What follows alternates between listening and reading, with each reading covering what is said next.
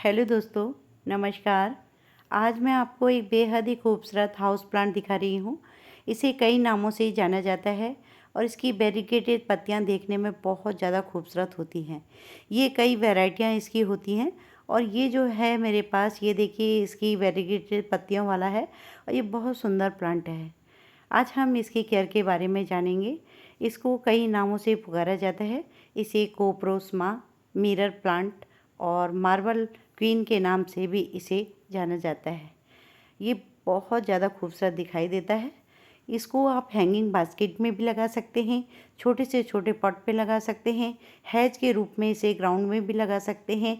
ये बहुत ज़्यादा खूबसूरत लो मेंटेनेंस प्लांट है और एवरग्रीन प्लांट है। हमेशा ऐसे ही बना रहता है, जिससे ये प्लांट बहुत ज़्यादा खूबसूरत दिखाई देता है। आज हम इस प्लांट की प्रोपगेशन और केयर के बारे में जानेंगे। तो चलिए दोस्तों, जानते हैं कोप्रोस्मा प्लांट के बारे में। मैं शांति जोशी, श्यामा गार्डनिंग में आपका स्वागत करती हूँ।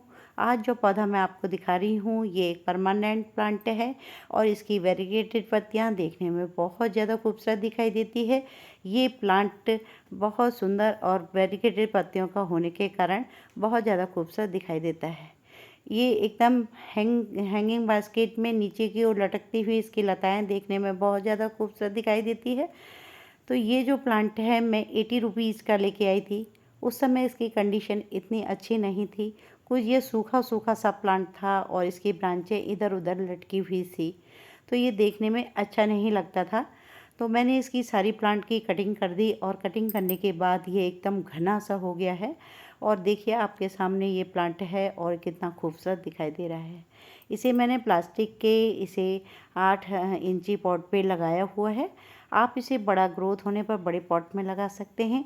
हैंगिंग में भी ये बहुत ज़्यादा खूबसूरत दिखाई देता है, क्योंकि इसकी जो लताएं होती हैं लटकती हुई, इसकी टहनियाँ बहुत ज़्यादा सुंदर दिखाई देती हैं। इस प्लांट के लिए देखिए, मैंने ये छोटी छोटी सी जब इसको कटिंग की थी, तो ये मैंने साइड में ही इसको दबा दिया है और ये 15 दिन में ही इतना ज़्यादा घना हो गया है। मैं आपको दिखाती हूँ। ये देखिए, ऐसा हो गया है और ये बहुत जल्दी ही ग्रो करने वाला प्लांट है और लो मेंटेनेंस प्लांट है और बहुत सुंदर दिखाई देता है। अगर आप ग्रीन पत्तियों, वेरीगेटेड पत्तियों वाले प्लांट को पसंद करते हैं, तो आप ये कोप्रोस्मा के प्लांट को भी अवश्य लगाएं। ये बहुत ज़्यादा खूबसूरत दिखाई देता है और लो मेंटेनेंस प्लांट है। जहाँ तक हम इसकी मिट्टी की बात करें, इसके लिए वेल्डेड मिट्टी की आवश्यकता होती है। ज़्यादा पानी और रुकने वाले प्लांट में ये प्लांट ख़राब हो जाता है।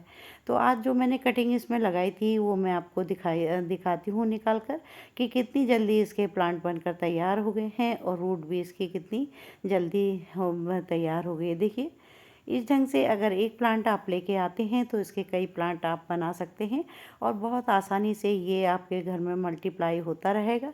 और ये नीचे से भी, अगर आप मनी प्लांट की तरह इसकी टहनियाँ दबा देते हैं, मिट्टी में यूँ दबा देते हैं, तब भी ये रूट निकाल देता है और बहुत आसानी से इजी टू ग्रो प्लांट है। और इसके हम एक प्लांट से कई प्लांट बन, देखिए रूट कितनी अच्छी निकल के आई है। ये केवल 15 दिन में ही इसकी रूट निकल के आ गई हैं। और मैंने, क्योंकि ये प्लांट बेकार सा इधर उधर लटका सा था, आते ही मैंने इसकी कटिंग कर दी, जिससे ये जो कटिंग थी मैंने फेंकी नहीं, इसी में लगा दी, तो ये सारी की सारी तैयार हो गई है। ये देखिए, और ये प्लांट मैंने, देखिए, टहनी इसकी दबा दी थी, तो ये ऐसे तैयार हो गई हैं। तो क्योंकि इसकी छोटी छोटी सी नोट होती हैं और बहुत नज़दीक में होती हैं, तो अगर आप कटिंग ना करना चाहें और साइड में उसे यूं ही दबा दें, तब भी ये हो जाती है। देखिए, इतने सारे मेरे प्लांट बनकर तैयार हो गए और एक ही प्लांट से आप इसके कई प्लांट बना सकते हैं। अब ये जो पौधे मैंने निकाले हैं, मैं इनको छोटे छोटे पॉट जो हैं उनमें लगा दूंगी। इससे क्या होगा कि बहुत सारे पौधे मेरे बहुत आसानी से बन जाएंगे। मन चाहे हम इसे हैंगिंग बास्केट में लगाएं या किसी पॉट में लगाएं या ग्राउंड में लगा दें। ग्राउंड में भी इसे हैज के रूप में लगाएंगे तो ये बहुत ज़्यादा खूबसूरत दिखाई देती है और समय समय पर आप इसकी कटिंग करते रहें। इसके लिए आप वेल डन मिट्टी बनाएं, जिसमें कि 40% गार्डन सॉयल, 30% सैंड और 30% कंपोस्ट मिलाकर मिट्टी तैयार की है। और धान की भूसी मैं हर पौधों गमले में मिला लेती हूँ। 10% मैंने इसमें धान की भूसी मिला ली है, जिससे कि हमारा जो मिट्टी है वो हल्की हो जाती है और धान की भूसी भी कंपोस्ट बन जाती है। तो इस ढंग से ये मिट्टी तैयार करके मैंने छोटे छोटे पॉट में लगा लिया है और जो ये कटिंग तैयार हुई थी मैंने इसमें लगा ली है। इस ढंग से देखिए कितने सारे पौधे मेरे बनकर तैयार हो गए हैं। और एक ही पौधा मैं लेके आई थी और ये 2 पौधे लाई थी मैं, और ये एक-एक करके मैंने इसके इतने सारे पौधे बना लिए हैं। जिस समय ये पौधा लेके आई थी उस समय बहुत बेकार सा था, ये येलो कलर का हो गया था और उसको सूखा-सूखा सा था। तो जहाँ तक इसकी सनलाइट की बात करें, ये एक इंडोर प्लांट नहीं है। इसको ऐसी धूप में रखें, ऐसी जगह पर रखें जहाँ पर इसको हल्की धूप भी मिले, हल्की छाँव भी मिले। अगर आप इसे तेज़ धूप में रख देंगे तो उस समय इसकी पत्तियाँ मुड़ जाती हैं, जल जाती हैं। तो इसे ना बहुत तेज़ धूप में रखना है, ना इसे छाँव में रखना है, और इसे ऐसी जगह पर रखना है जहाँ इसको हल्की सुबह की धूप मिलते रहे और इसे हल्की छाया भी इसको मिलते रहे। तो ये प्लांट बहुत अच्छा दिखाई देता है। अगर तेज़ धूप में हम इस प्लांट को रख देंगे तो इसकी पत्तियां सारी पीली हो जाती हैं और क्रीम कलर की हो जाती हैं। देखने में ये प्लांट अच्छा नहीं होता है, झुलस जाता है। तो देखिए कितनी सारी मेरी ये कटिंग बनकर तैयार हो गई है और मैं इन कटिंग को भी लगाती जाती हूँ और आपको भी ये दिखा रही हूँ कि देखिए मैंने कितने सारे पौधे तैयार कर लिए हैं। और ये बहुत ही आसानी से छोटी-छोटी सी कटिंग, जैसे हम मनी प्लांट की कटिंग लगाते हैं, सेम वैसे ही आप इनकी कटिंग लगा लें और कटिंग लगा के आप ढेरों प्लांट इसके बना सकते हैं। देखिए मैंने कितने सारे प्लांट बना लिए और फिर मेरे पौधे की ग्रोथ देखिए, फिर से इतनी अच्छी ग्रोथ हो गई है। तो ये बहुत ही खूबसूरत पौधा है और बहुत जल्दी ग्रो करने वाला पौधा है। और कटिंग लगाने के बाद भी मैंने इसे धूप में ही रखा था, फिर भी मेरी कटिंग तैयार हो गई है। तो आप भी इसकी कटिंग लगा सकते हैं। जहाँ तक पानी की बात करें, पानी भी इस पौधे को चाहिए, परंतु ऐसा मिट्टी तैयार करें जिससे पानी गमले में ना ठहरे। और अगर गमले में पानी ठहरेगा तो इसकी पत्तियाँ पीली सी हो जाती हैं, गिरने लगती हैं, ये पत्तियों को गिरा देता है। तो ये बहुत ही ज़्यादा खूबसूरत प्लांट है। इसे पानी की ज़्यादा अधिकता से भी पौधे ख़राब हो जाते हैं, पीले पड़ जाते हैं, पत्तियों को गिरा देते हैं। तो मिट्टी वेल डन बनाएं, मिट्टी में ड्रेनेज का विशेष ध्यान रखें। और अगर आप शुरुआत में लगा रहे हैं तो मिट्टी के गमले में लगाएं, और अगर आप केयर कर सकते हैं तो प्लास्टिक के गमले में लगाएं। तो देखिए समय समय पर इसकी जो पत्तियां होती हैं ख़राब हो जाती हैं, सूख जाती हैं या पीली हो जाती हैं, उनको आप समय समय पर निकालते रहें और इसे ऐसे छन कर जहाँ धूप आती है वहाँ रखें। मैंने इसे ऐसी जगह पर रखा हुआ है जहाँ सुबह की धूप आती है, 12 बजे तक यहाँ पर धूप रहती है।